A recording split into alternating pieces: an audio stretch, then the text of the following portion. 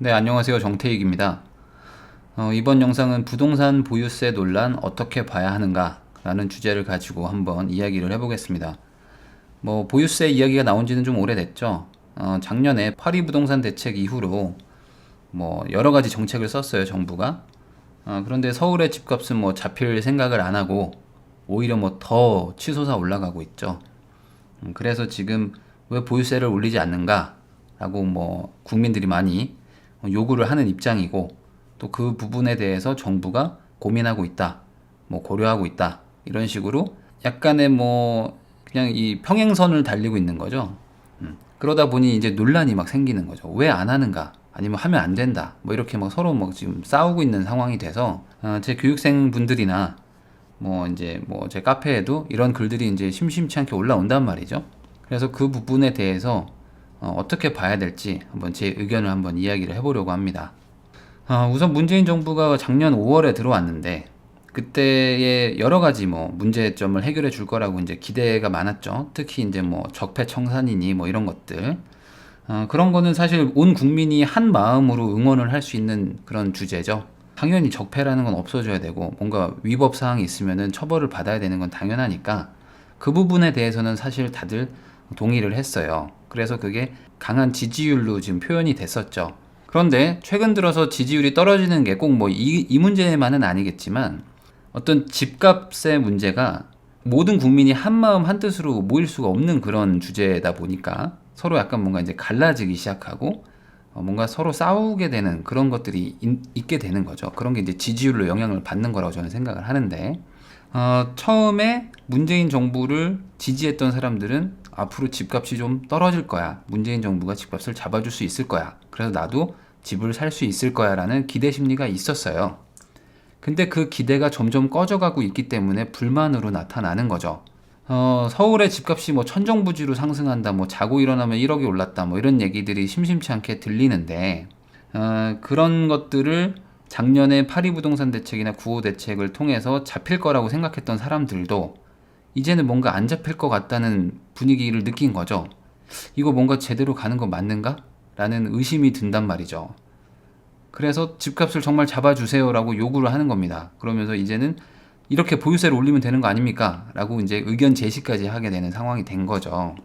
그래서 보유세를 올리면 결국 집값이 잡힐 거니까 왜 보유세를 안 올리는가? 올려달라 라고 이야기를 하고, 보유세 올리는 걸 반대하는 입장에서는 또 이러이러한 이유가 있어서 안 된다, 올려봐야 소용이 없다, 이러면서 서로 싸우고 있는 그런 상황이 바로 이 논란의 이유가 되는 것이죠. 자, 그 이유를 조금 더 상세히 보면요. 파리 대책 이후에 시장이 바뀌었죠. 자, 부동산 시장이 위축됐습니다. 이건 사실입니다. 부동산 시장이 박근혜 정부 말기에는 아주 폭등하고 있었어요. 그때도 지금만큼 폭등하고 있었습니다. 그때도 한 달 지나면 1억씩 올라간다, 이런 얘기가 많았고요. 그때는 분양권, 일반 매매 다 너나 할 것 없이 다 같이 폭등하는 시장이었기 때문에 문재인 정부가 파리 대책으로 우선 급한 불을 끈 건 맞아요. 맞습니다. 그래서 전반적으로 부동산 시장이 위축됐고, 그 결과로 지방 소도시 지역의 집값 하락이 가속화가 됐습니다. 문재인 정부가 파리 대책을 써서 지방의 집값이 떨어진 게 아니고, 박근혜 정부 말기에도 지방의 집값은 계속 떨어지고 있었어요. 근데 그게 파리 대책으로 완전 찬물을 끼얹게 된 거죠. 그리고 서울 수도권 지역의 집값 상승은 가속화가 됐습니다. 자, 박근혜 정부 말기에도 집값은 계속 올라가고 있었어요. 근데 문재인 정부가 파리 대책을 쓰면서 그러니까 지방의 집값을 완전 찬물을 끼얹다 보니까 지방으로 투자될 돈들이 서울의 집으로 몰리게 된 거죠. 그나마 안전한 게 서울 강남의 집이다라고 사람들이 생각하다 보니까 파리 대책이 약간 반작용 같은 개념으로 서울에 돈이 몰리게 돼서 오히려 가속화가 됐습니다. 그래서 지방에 주택을 가지고 있는 사람들은 지금 아주 열받아 있어요. 지방은 오르기는커녕 지금 떨어지고 있거든요. 그래서 파리 부동산 대책 때문에 지방 집값이 떨어진다고 아주 불만이 많은 상태고, 수도권 무주택자들 입장에서는 나도 수도권에 집을 사고 싶었는데 갑자기 파리 대책 때문에 서울로, 수도권으로 돈이 몰리니까 집값이 천정부지로 뛰니까 못 사게 돼서 또 불만이 생긴 겁니다. 그래서 지방의 소유자들은 우리 지방 지금 다 죽어간다, 이거 풀어야 된다 라고 이야기를 하고 있고, 또 서울의 무주택자들은 서울 집값 좀 낮춰줘야 된다, 이러고 있는 겁니다. 지방의 임차인들은 기분 좋죠. 지금 전세 살고 있는데 전세값이 막 떨어지니까. 그다음에 서울의 유주택자, 서울의 소유자들은 기분이 좋죠. 집값이 막 계속 올라가니까. 근데 그런 사람들 빼고 그 반대편에 있는 사람들은 지방은 죽겠다 그러고 서울은 집값이 너무 높아가지고 살 수 없다 이러고 있죠. 그렇지만 우리나라에서 대부분의 주도권은 서울에 사는 사람들이 가지고 있죠. 그러다 보니까 서울 집값을 낮춰달라.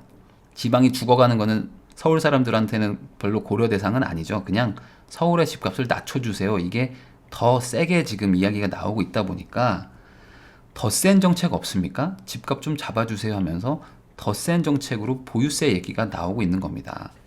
그래서 정확하게는 수도권에 있는 무주택자들의 그 의견이 강하다 보니까 그 이제 정부에서도 보유세 인상을 고려해 보겠다고 이야기를 하고 있죠. 그렇지만 정부는 꼭 수도권만 국민이 아니고 지방 뭐 집을 가지고 있는 소유자, 무주택자 모두 다 국민이기 때문에 전반적인 걸 따져볼 수밖에 없어서 지금 이래저래 고민이 많은 상태인 거죠. 자, 그러면 보유세가 무엇인지에 대해서 알아봐야 되겠죠. 자, 우리나라의 보유세는 두 가지가 있습니다. 재산세가 있고 종합부동산세가 있는데 종합부동산세는 종부세라고 하죠. 재산세는 부동산을 가지고 있는 모든 사람들에게 그냥 일괄적으로 부과가 됩니다. 자동차도 재산세를 내죠. 그것처럼 부동산도 재산세가 있습니다. 그냥 부동산 소유자면 을에 내는 세금인 거고, 종부세는 뭐냐면 공시 가격으로 6억 원 이상인 부동산 소유자한테만 추가로 세금을 한번 더 내게 하는 그런 부자세와 같은 그런 종류의 세금입니다. 모두 다 내는 건 아니고 재산이 많은 사람들은 조금 더 내라 라는 세금인 거죠. 그러면 현재 기준으로 보유세가 얼마 정도 내길래 이걸 인상을 하라 마라 하는 걸까 라는 걸 한번 보죠. 재산세는 공시가격의 0.1에서 0.25% 수준입니다. 공시가격이라는 건 시세는 아니고요.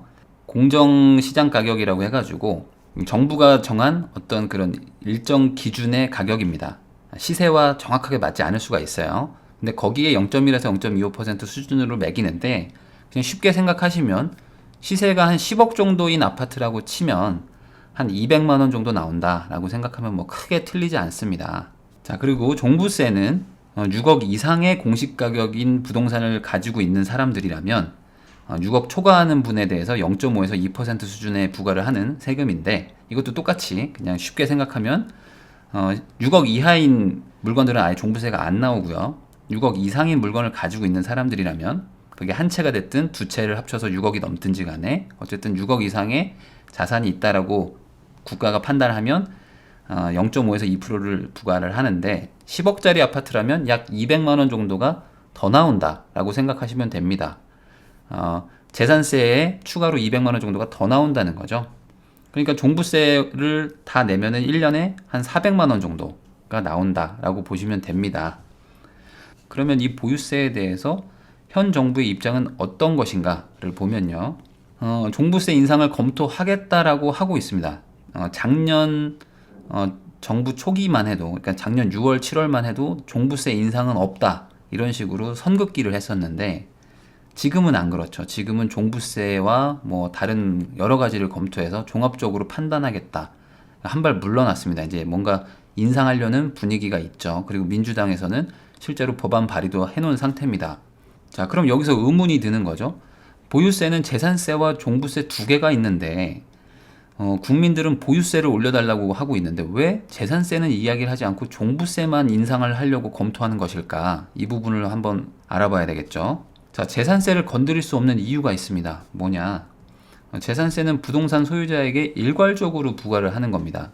부동산 소유자에게 일괄적으로 부과한다. 이게 문제인 거죠. 자, 1주택자나 뭐 2주택자나 뭐 30개를 가지고 있든지 아니면 뭐 수도권에 집을 가지고 있나 지방에 가지고 있나 모두 다 인상이 됩니다. 자, 그러다 보니까 지방은 지금도 막 떨어져서 죽겠다 그러고 중개사들이 뭐 팔이 날린다 이러는 곳이 대다수입니다. 지금 전국에서 부동산 가격이 올라가는 곳은 몇 군데 안 돼요. 그런데 그런 곳에 가지고 있는 부동산 소유자들한테도 세금을 인상시키면 더 집값이 떨어지라고 하는 소리밖에 안 되는 거죠. 자, 그리고 1주택자, 다주택자, 뭐 수도권, 지방 뭐 다 같이 올라가는 거기 때문에 대다수의 국민들에게 세금 인상이 옵니다. 그러면 남의 주머니에서 돈 빼가는 거는 사람들이 별로 신경을 안 쓰는데 내 주머니에서 돈 빼가는 거는 그렇게 얄밉고 밉죠. 지금도 연말정산 하시면서 돈 10,000원, 100,000원이라도 더 돌려받으시려고 열심히 지금 서류를 준비하시잖아요. 그게 왜 그렇죠? 어떻게든 세금 안 내고 싶어서 그런 거죠. 그런데 내 집이 집값이 오르지도 않고 나는 1주택자인데 나한테 세금을 더 내라고 한다고? 이러면은 바로 저항이 오는 거죠. 조세 저항은 뭘로 오죠? 지지율의 하락으로 오는 거고, 그럼 당연히 선거가 불리해지게 되는 거죠. 그럼 선거에서 지게 되면은 정부가 하고 싶은 정책을 제대로 할 수가 없고, 그렇기 때문에 정부로서는 아주 부담스러운 상황이 돼 있는 거죠. 그래서 재산세를 건드릴 수는 없는 겁니다. 자, 그래서 결국에 종부세만 검토하는데 왜 종부세만 검토하는가? 그 부분에 대해서 조금 더 이야기를 해볼게요. 자, 우리나라에 다주택자가 엄청 많을 거라고 생각들을 하시는데 실제로 다주택자들이 그렇게 많지가 않습니다. 아니 나는 세입자고 우리나라에 세입자가 얼마나 많은데 그 사람들은 다 남의 집에 살고 있고 그럼 그 남의 집은 결국에 다 다주택자들 거 아닙니까? 라고 생각하시겠지만 생각만큼 그렇게 다주택자가 많지가 않습니다. 자, 2016년도에 나온 통계청 자료인데요. 뭐 정확하지 않을 수 있습니다. 뭐 제가 인터넷으로 그 보고서를 보고 작성한 거긴 하지만 뭐 정확하지 않더라도 큰 차이는 나지 않을 거니까 참고해서 한번 봐보세요. 총 주택 소유자의 비중이 1,300만 명 정도가 된답니다. 그러니까 우리나라에 1,300만 명 정도가 주택을 가지고 있는데 그 중에 1주택자들, 그러니까 한 채만 가지고 있는 사람이 약 85% 정도 됩니다. 그러니까 1,130만 명 정도가 한 채만 가지고 있는 사람입니다. 그리고 두 채를 가지고 있는 사람들은 약 160만 명 정도가 되는데 약 12% 정도 된다고 하네요. 3주택자들은 많을까 보면 24만 명, 약 2% 수준이 안 되고 4주택자는 6만 명 정도, 약 0.5%. 그리고 5주택 이상, 뭐 5주택부터 뭐 100주택, 200주택 가지고 있는 사람도 있겠죠. 그런 사람들은 약 11만 명 정도밖에 안 된다고 합니다. 자, 이게 어떤 의미냐? 재산세를 올리면 부동산 소유자한테 일괄적으로 세금이 올라간다고 그랬죠. 자, 그러면 1,300만 명 중에 85%인 1주택자들이 조세 저항이 일어납니다. 왜 그러냐? 아니, 내가 내 집에 살겠다는데 왜 나한테 세금을 많이 내라고 하냐? 이게 국민 정서란 말이죠. 저기 저 다주택자 놈들을 때려잡아야지 왜 선량한 1주택자들을 때려잡냐? 라는 저항이 바로 옵니다. 그렇지만 우리나라의 85%는 1주택자고 나머지 15% 정도밖에 다주택자들이 없습니다. 다주택자가 되게 많을 거라고 생각하는 것은 허상이라는 이야기인 거죠. 자, 거기다 이런 이야기도 합니다. 2주택자들도 억울하다고 하죠. 아니 뭐 결혼하면서 잠깐 2주택자가 된 거예요. 아니면 부모님이 갑자기 저한테 집을 뭐 한 채를 줬어요. 아니면 뭐 이사 가려고 잠깐 사놓은 겁니다. 뭐 나중에 우리 아이 크면 나중에 저쪽 이사 가려고 미리 좀 쌀 때 사놨어요. 뭐 이런 사람들 많죠. 그래서 2주택자들도 억울하다고 해요. 2주택자도 다주택자가 아닙니다. 이렇게 막 항변하는 사람들도 많습니다. 그래서 정부가 2주택자도 양도세를 뭐 비과세 해주고 하는 면세 제도들이 많이 있죠. 하도 국민들이 억울하다고 하니까. 그럼 2주택자까지 빼면은 96.8%가 제외가 됩니다. 총 주택 소유자 중에서 2주택자까지 빼면 96.8%가 제외된다. 그래서 정부 입장에서는 재산세 인상이라는 게 상당히 두려운 겁니다. 그리고 2주택자들도 인상을 하려고 하면은 이게 걱정이 많이 되는 거죠. 약 한 12% 정도가 2주택자다 보니까 이 사람들의 저항도 만만치 않을 거라고 걱정을 하는 것이죠. 그래서 결국에 정부는 3.2%의 3주택 이상자인 사람들만 쥐어짤 수밖에 없는 것이죠. 왜냐면은 아주 소수죠. 3.2%라는 건 되게 적은 숫자입니다. 정부 입장에서는 100명 중에 3명만 세금을 때리면 나머지 97명은 전혀 그거에 대해서 불만을 안 갖기 때문에 뭔가 정책은 시행했지만 그 피해보는 사람은 적기 때문에 크게 저항이 없는 것이죠. 자, 그런데 종부세 대상자는 아주 적어요. 아주 적습니다. 아까도 말했듯이 공시가격으로 6억 원 이상인데 우리나라에 6억 이상 있는 사람도 별로 없습니다. 재산이 6억 이상 있는 사람도 별로 없고요. 강남권 아니고서는 웬만한 집들이 6억 넘어가지도 않습니다. 전국으로 치면 정말 적은 숫자만 있겠죠. 그래서 대부분 종부세 대상자들은 강남권이나 아니면 뭐 소위 대구나 부산의 강남 같은 곳들 있죠. 뭐 수성구니 해운대구니 이런 곳들에 있는 1주택자나 2주택자 아니고서는 종부세 대상자 자체가 거의 안 됩니다. 그리고 아니면 뭐 3채, 4채, 5채, 10채씩 가지고 있는 다수의 주택을 보유해서 6억이 넘어가는 사람들 아니고서는 종부세 대상자가 안 되기 때문에 정부 입장에서는 보유세 중에서 재산세는 건드리지 않고 종부세만 계속 어떻게 해보겠다고 검토하는 것이죠. 그래서 소수여서 저항이 적습니다. 3%밖에 안 되니까요. 그리고 강남의 1, 2주택자이거나 다수의 주택을 소유한 사람들은 어차피 지금 정권의 지지층도 아니에요. 그러다 보니까 정부 입장에서는 좀 부담이 덜한 거죠. 그래서 종부세를 올리려고 하는 것이죠. 종부세 올리는 거에 반대하는 사람들이 별로 없잖아요. 지금 대다수가 거기에 해당이 안 되기 때문이죠. 그렇지만 이 정부의 고민은 여전히 있습니다. 아주 큰 고민이 있는 거죠. 왜 그러냐? 자, 그냥 올리면 되는 거지 왜 고민을 하고 있을까요? 정부 입장에서는 어차피 자기 지지층도 아니고 소수인데 그냥 올리면 되는 거지 뭐하러 이거를 안 올리고 고민만 하고 있을까? 라고 생각하시는 분도 많을 거예요. 그 이유는 바로 이거죠. 올려도 집값이 안 내려갈 것 같아서 그렇습니다.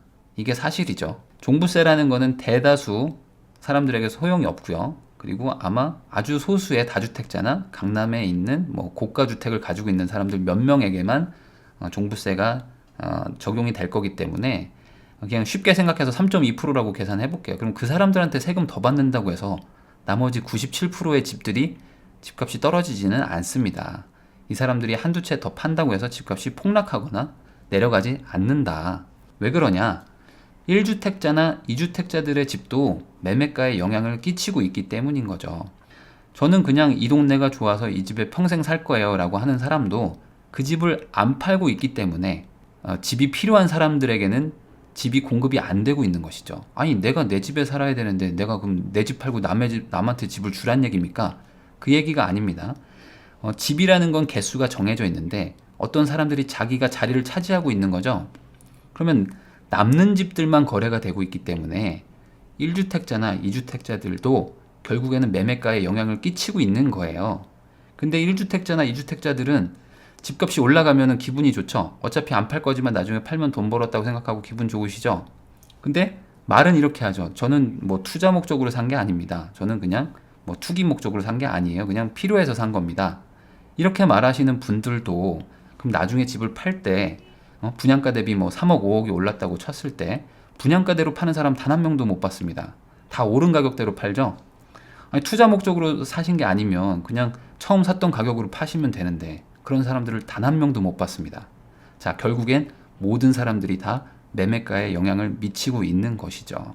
자, 그런데 종부세를 안 올리자니 집값은 계속 올라가는데 뭐라도 해야 되는데 뭐라도 하지 않으면 저 무주택자들의 그 불만을 잡을 수가 없는데 뭔가는 해야 되겠고 가능한 한 조세 저항을 피해야 되겠고 그리고 어차피 내 지지층이 아닌 사람들에게 적용을 해서 어차피 욕먹는 거 그냥 더 먹자 라고 생각을 하다 보니 종부세 쪽으로 계속 가는 것이죠.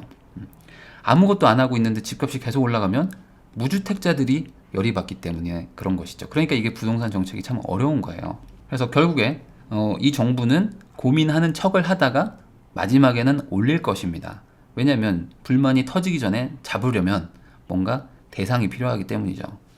자, 왜 제가 이런 생각을 하냐면 정권의 지지층이 20대에서 40대 정도 사이의 세대가 가장 많죠. 저도 뭐 여기에 포함이 되고 저도 문재인 정부를 뭐 싫어하는 게 절대 아닙니다만 이 지지층은 대부분 집이 없거나 뭐 한 채 정도 있어도 뭐 빌라나 아니면 뭐 저가의 아파트를 가지고 있는 사람들이고 앞으로 더 집을 키워가야 될 사람들 뭔가 집을 더 사야 되는 사람들이 많죠.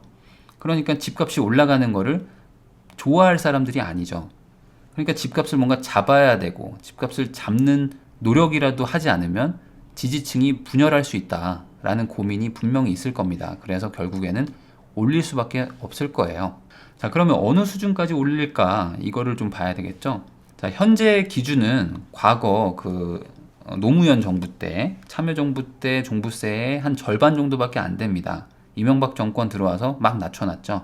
그거를 아마 회복하는 수준에 그 정도에서까지 올라가지 않을까 싶어요. 그러니까 과거의 절반으로 떨어졌기 때문에 많이 올라가 봐야 지금의 2배, 그러니까 노무현 정부의 그 수준으로 원상복구하는 수준이 되지 않을까 싶습니다.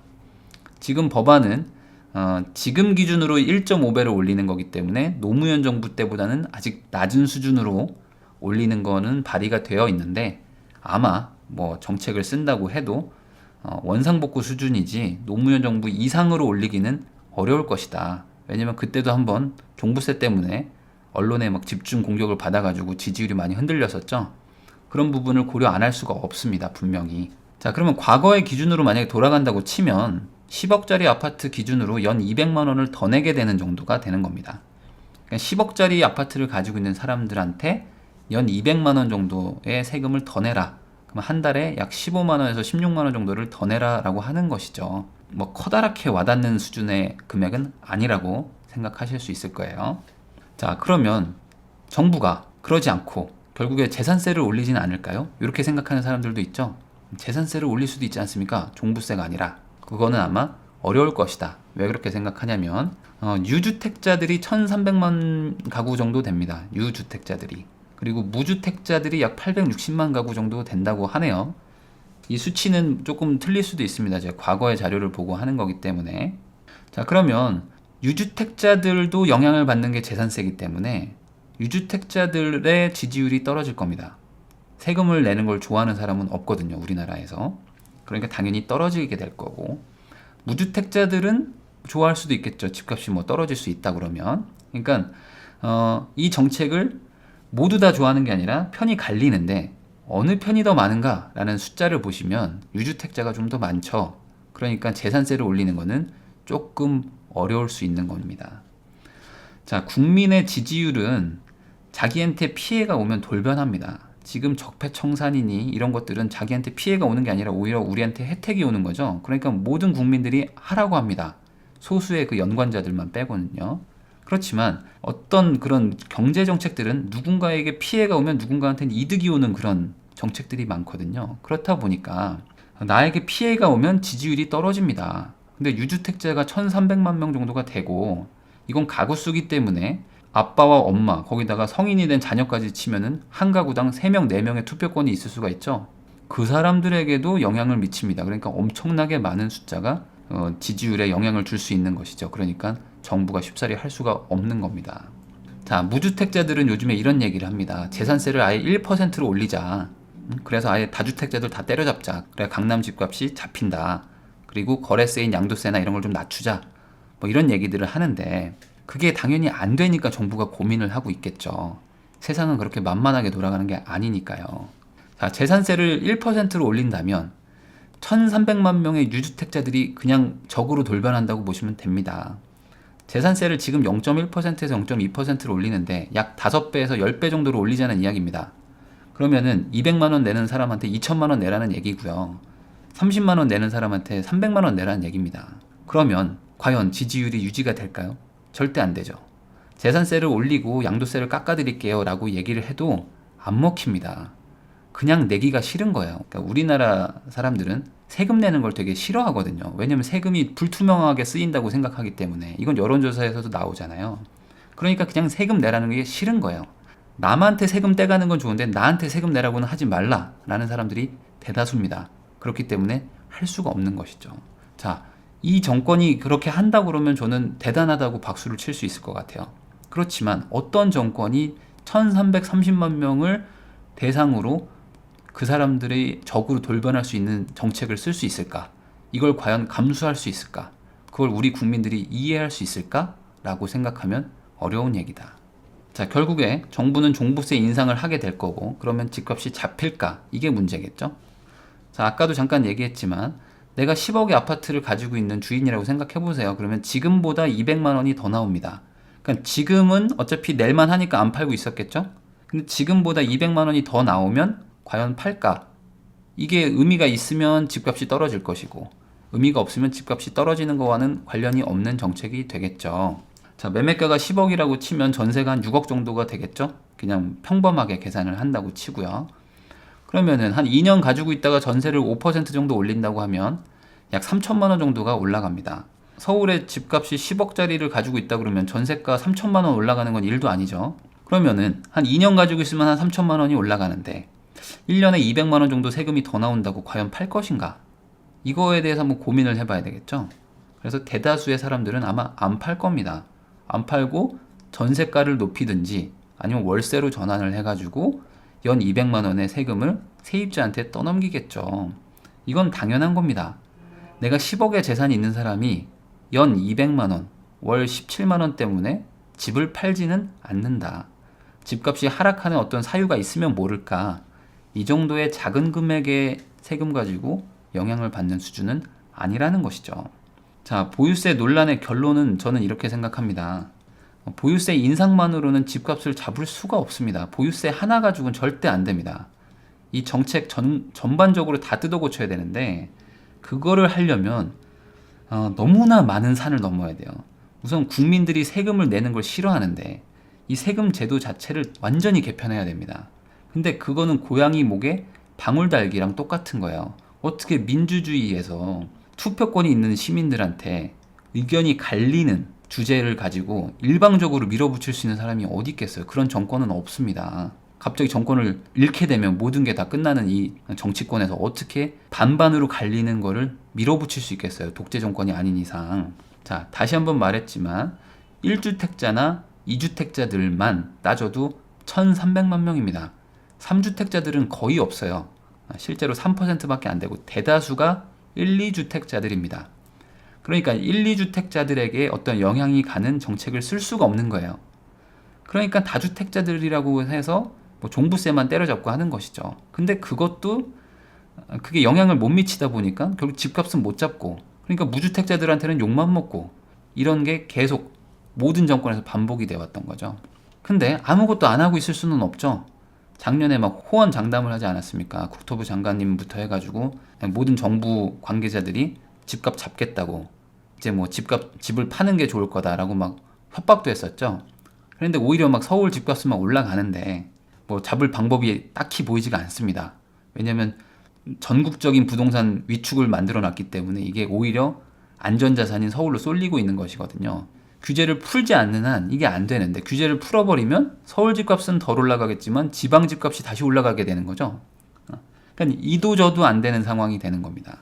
자, 그렇지만 아무것도 안 하고 그냥 포기한다고 하면은 당연히 지지율은 폭락하겠죠. 무주택자들에게는 욕을 먹을 수밖에 없는 상황이니까요. 그래서 결국에 3주택 이상만 증세로, 결국 종부세로 생색을 내는 수준에서 그칠 것이다. 이거는 뭐 예상되는 시나리오가 되는 거죠. 그러면 당연히 소수에게만 영향을 주는 것이고, 그거는 집값에는 영향이 전혀 없을 것이다. 그리고 그 올라간 세금은 자연스럽게 세입자한테 전가하게 될 것이고, 세입자들은 월세나 전세가 인상되는 부작용으로 오게 됩니다. 그러면 서울에 살고 있는 사람들은 전세가나 월세가 또 올라간다고 무주택자들이 또 열받겠죠. 그러니까 또 지지율이 또 안 좋아지는 거예요.